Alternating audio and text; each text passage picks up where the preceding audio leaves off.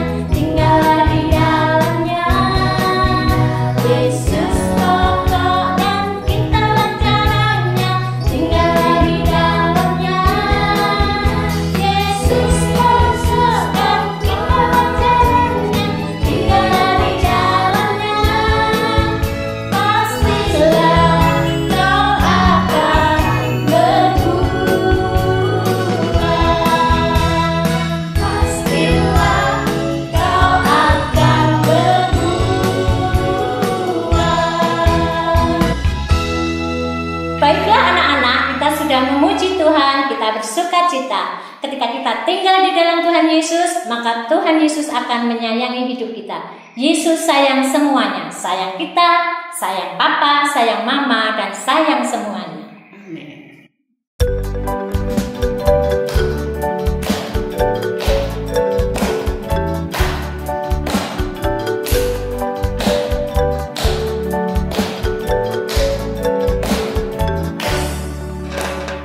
Yesus sayang semua,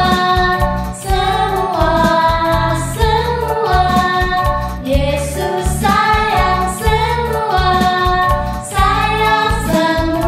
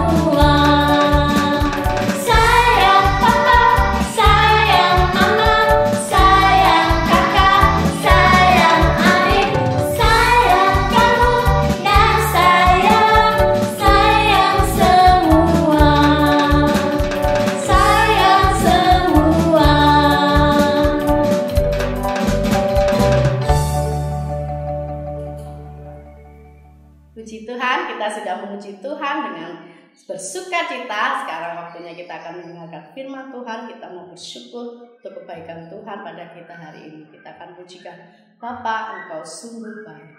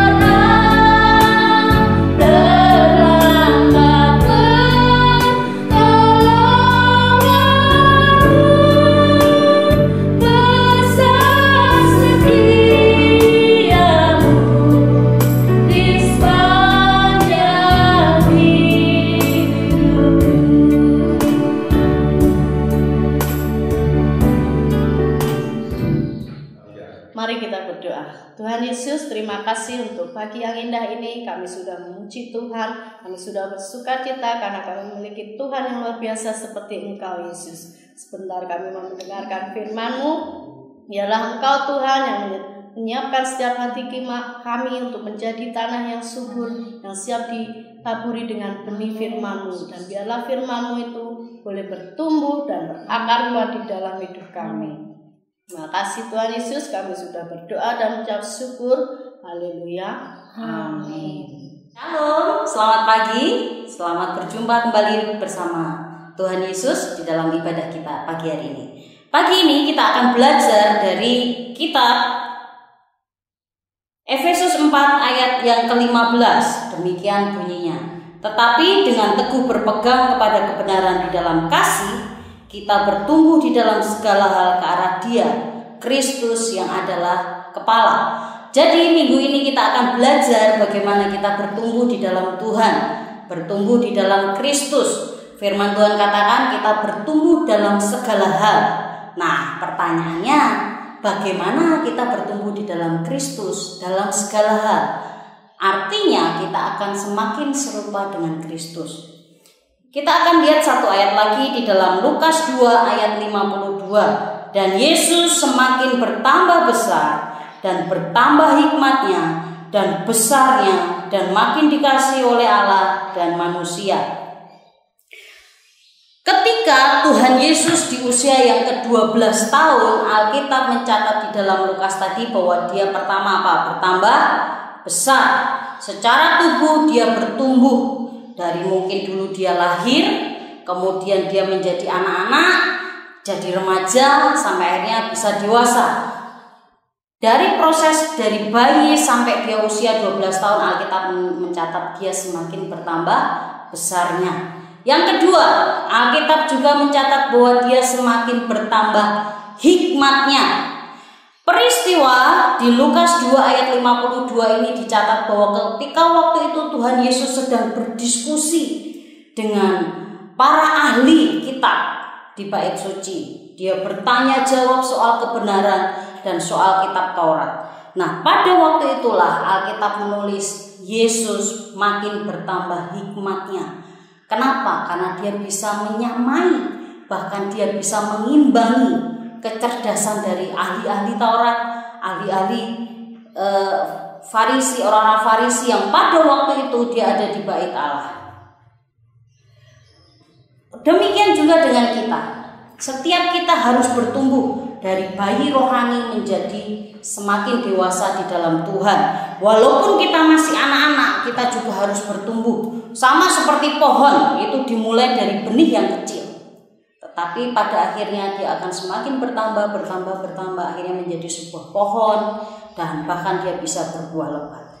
Nah, hari ini Bu Pandan mau ajak kita melihat sebuah percobaan. Bagaimana bahwa ketika hidup kita di dalam Tuhan, kita akan mengalami pertumbuhan. Ini adalah bicara tentang hidup kita di dalam Tuhan. Kita akan lihat dari balon yang kempes, ya. Pada akhirnya nanti akan bertumbuh, berkembang menjadi besar. Lihat. Dia semakin besar, semakin besar. Demikian juga di dalam hidup kita. Kita juga akan semakin bertumbuh dari yang sederhana menjadi semakin besar di dalam Tuhan. Demikian juga dengan kita semua nih, anak-anak nih, semua harus bertumbuh, semakin bertambah hikmatnya, semakin mengenal Tuhan. Nah, yang ketiga dikatakan bahwa tadi Yesus itu semakin disukai oleh Allah.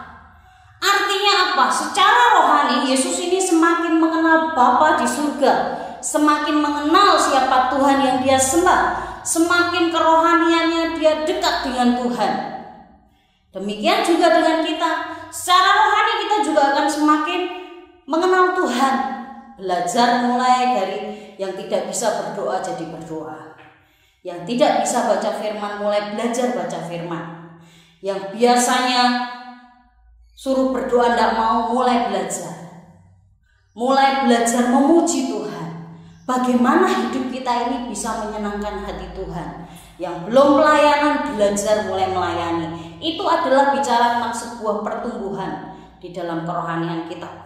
Yang keempat, bicara tentang Tuhan Yesus itu semakin dikasihi oleh manusia. Nah, semakin dikasih oleh manusia ini tidak bisa lepas dari yang namanya karakter. Karena itu apa? Kita belajar bagaimana karakter hidup kita itu semakin serupa dengan Kristus. Dulu kita sudah belajar bagaimana kita penuh perhatian. Ketika ada yang bicara, kita mulai memperhatikan yang bicara. Itu menunjukkan penghargaan kita kepada mereka. Kita belajar untuk taat, itu juga karakter yang baik. Kita belajar mengasihi, itu juga karakter yang baik. Kita belajar mengampuni, itu juga bicara tentang karakter yang baik. Jadi semuanya kita harus belajar untuk mengembangkan karakter kita. Sehingga Alkitab menulis semakin dikasih oleh manusia. Pertanyaannya, ayo coba semua dipikir, diingat-ingat. Temenmu tambah banyak atau tambah dikit? Yang suka sama kamu semakin banyak atau semakin sedikit? Nah, itu adalah salah satu tanda untuk kamu mengukur apakah karaktermu sudah baik. Contoh nih, misalnya kalau kamu anaknya suka telatan, kira-kira orang suka enggak? Enggak. Kenapa? Oh, telat kok. Telat itu namanya tidak menghargai orang yang sudah datang tepat waktu. Contoh ya, disuruh mamanya, "Nak, tolong ke warung beliin sayur." "Oh ya, Ma." Berangkat. Tapi waktu pulang, "Nih, Ma, sayurnya." Tapi kembaliannya nggak dikasihin. Itu juga apa? Itu contoh karakter yang belum bertumbuh. Karena itu apa? Kita harus terus belajar, dan belajar. Mau belajar supaya kita semakin besar, bertambah hikmatnya, semakin dikasih oleh Allah dan semakin dikasih oleh manusia. Jangan pernah kita berhenti ya. Semangat untuk kita belajar. Yang kedua, hari ini kita akan lihat. Tadi kalau orang sudah percaya Tuhan Yesus, ada Tuhan Yesus dalam hatinya, dia secara hidupnya akan terus berkembang dan bertumbuh. Nah, kalau dia bertumbuh, kalau pohon itu bertumbuh dan berbuah, dia akan menghasilkan buah sesuai dengan jenisnya. Contoh, kalau dia pohon mangga, ya dia akan bertumbuh dan berbuah untuk menghasilkan mangga. Lah kalau orang Kristen bertumbuhnya bagaimana? Apa yang dihasilkan? Nah, kitab Galatia 5 ayat 22 itu mengatakan bahwa ketika kita berbuah, kita akan menghasilkan namanya buah roh. Ada apa saja? Ada kasih, ada sukacita, ada damai sejahtera, kesabaran, kemurahan, kebaikan, kesetiaan, kelemah lembutan, dan penguasaan diri. Tetapi semuanya itu akan bisa keluar ketika apa? Hidupmu ada di dalam kasih. Ketika kasih itu tinggal dalam hidupmu, buah roh kasih itu muncul dalam hidupmu, maka 8 yang lain akan mengikuti. Nah, ketika orang ini, saya punya 2 balon ya. Nah, ini balon. Yang pertama ini bicara tentang orang yang tidak punya Kristus di dalam hidupnya. Kalau nggak punya Tuhan Yesus, ya pasti tidak akan bisa menghasilkan apa? Buah roh.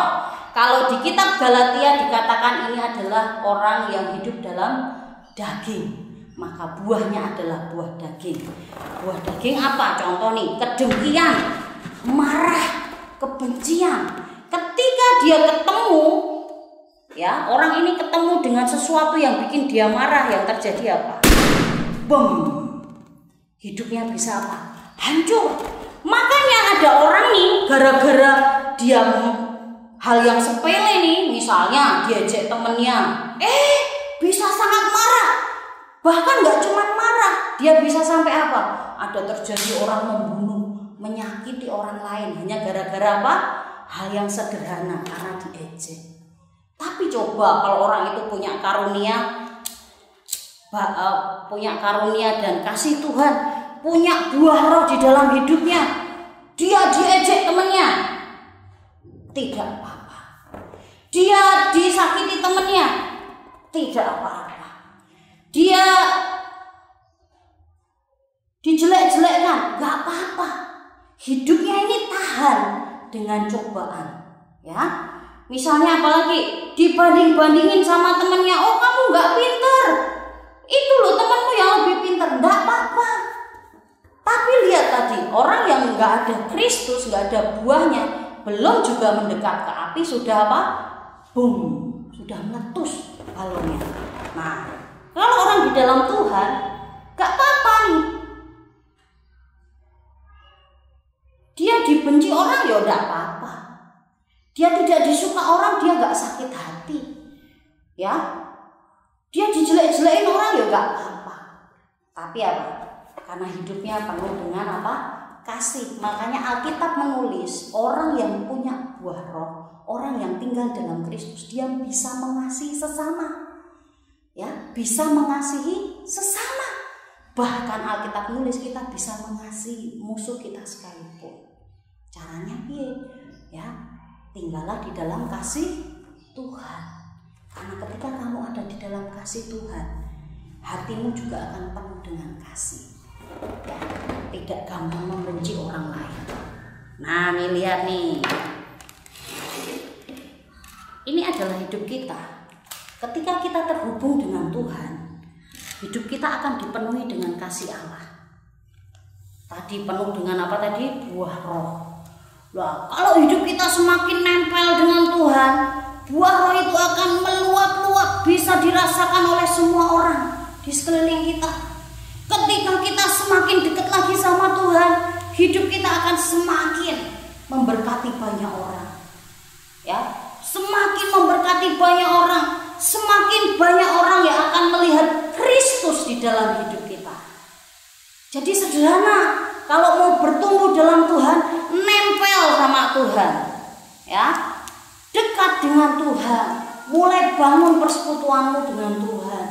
Baca firman itu sampai kamu ngalami Tuhan.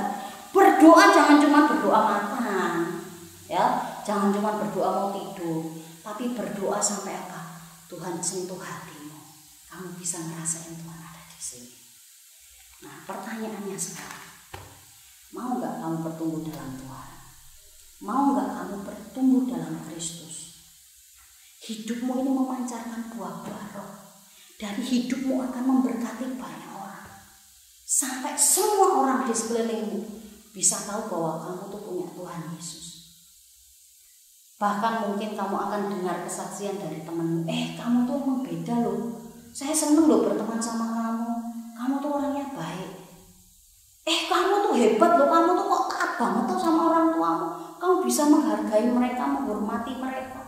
Sampai orang-orang di sekeliling kita bisa merasakan kasih.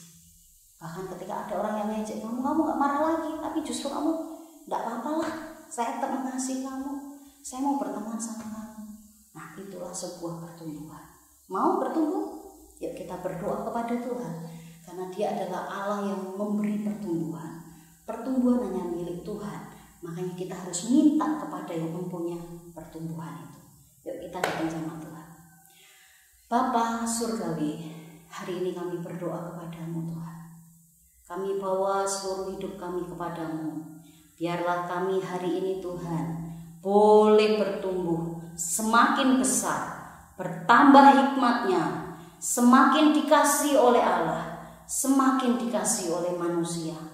Biarlah dari hidup kami mengalir buah-buah roh, karena hidup kami tinggal di dalam kasih-Mu yang sejati, yaitu kasih Bapa. Terima kasih Tuhan, ajar kami untuk terus bertumbuh dari rohani kami, dari kecerdasan kami, intelektual kami, dari karakter kami, semua mengalami pertumbuhan sesuai dengan yang Tuhan mau, yaitu ke arah Kristus. Dalam segala hal ke arah Kristus. Terima kasih Bapa, berkati setiap anak-anak-Mu. Kiranya Tuhan menjadikan hari-hari mereka adalah hari-hari yang ajaib bersama Tuhan Yesus. Terima kasih Bapa. Demi nama Yesus kami sudah berdoa. Amin.